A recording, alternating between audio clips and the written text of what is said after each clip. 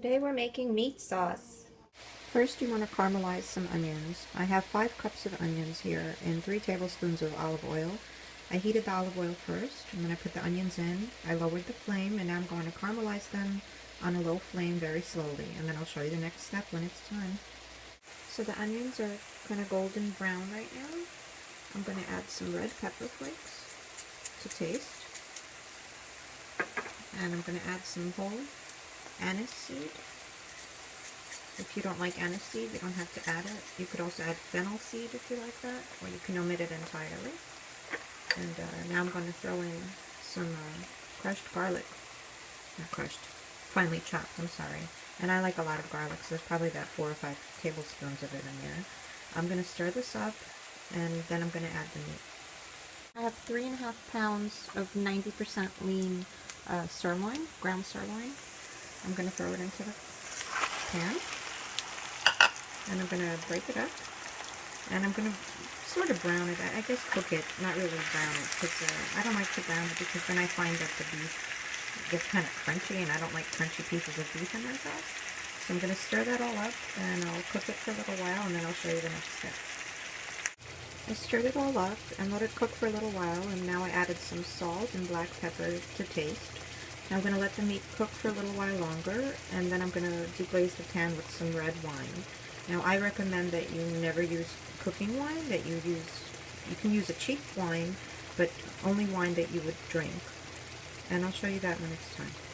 So now that the meat is pretty much fully cooked, I'm going to add some red wine. I'm using a dry red wine. I'm using a Cabernet Sauvignon. Don't use a sweet wine, but you can use any red wine that you like. And I'll probably put in about a cup, maybe a little bit less.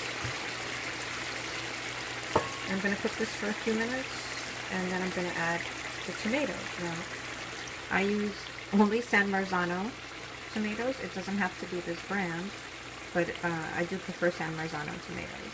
And I buy the whole peeled tomatoes, and then I puree them, because my family doesn't like to have chunks of tomato in their sauce. If you like your sauce to have pieces of tomato, you could either buy diced tomatoes or buy the whole ones and cut them up, or do 50% pureed, 50% cut up.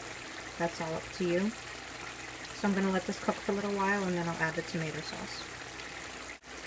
So I've cooked this for about 2 minutes with the wine, and now I'm going to add the tomatoes. I have 2 28-ounce cans, and then I'm also going to add about 2 tablespoons of brown sugar.